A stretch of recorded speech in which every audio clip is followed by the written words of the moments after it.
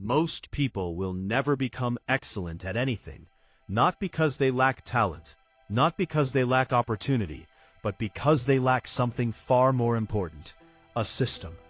And in Japan, excellence is not an accident.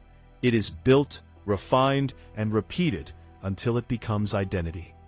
While the rest of the world searches for shortcuts, the Japanese follow a path, a disciplined, almost ruthless path toward mastery. And if you understand this path, you will understand how to become excellent at everything you do. First principle, Kaizen, the power of small improvements. Most people fail because they aim too big and quit too early. They want transformation overnight. They want visible results immediately. But the Japanese approach is different. They focus on improving just 1% every single day. Not 10, not 50, just 1. Because they understand something most people ignore. Consistency beats intensity. Small improvements repeated daily create unstoppable momentum. And over time, that momentum becomes mastery. While others burn out chasing motivation, those who follow Kaizen build systems that do not rely on feelings. They show up whether they feel ready or not. They execute whether they feel inspired or not. And that is what separates amateurs from masters.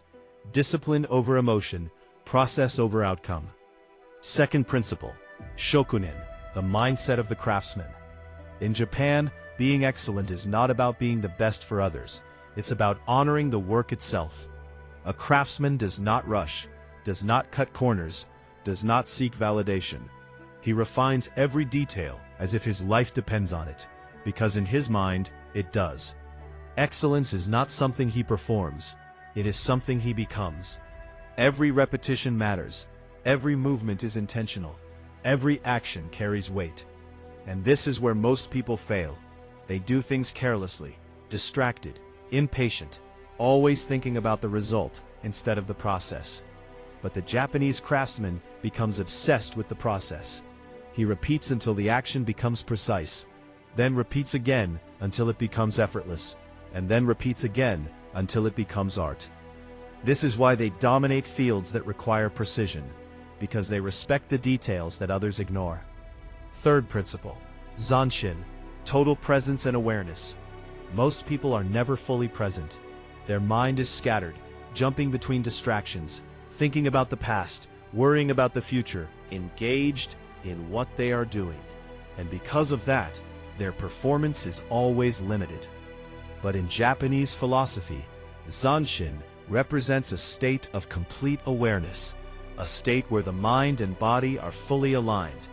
No hesitation, no distraction, no wasted energy. When a samurai strikes, he is not thinking about what might happen. He is not doubting. He is not hesitating. He is fully there, completely present in that single moment. And that is what creates precision, speed, and control. And this applies to everything, whether you are working, training, or learning. If your attention is divided, your results will be divided. But if your focus is absolute, your progress becomes exponential.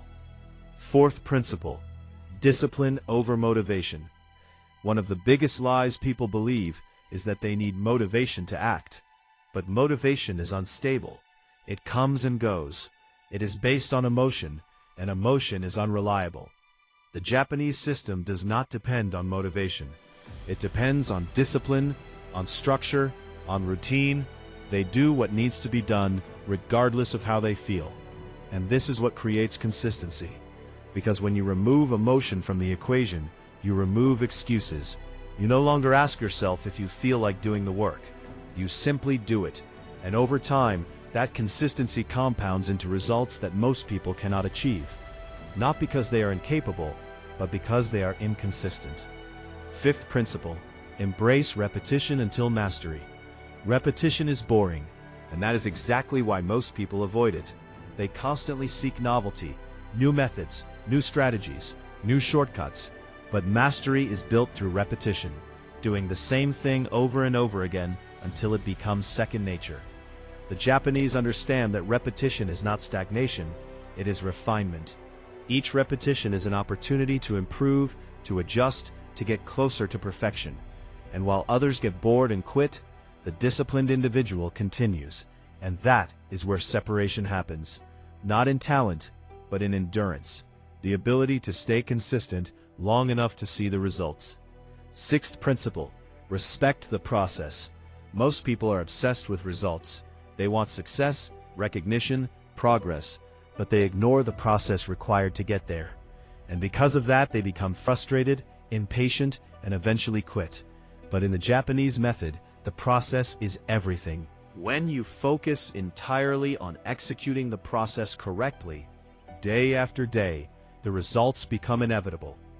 But if you focus only on the results, you lose patience, you lose focus, and you lose direction.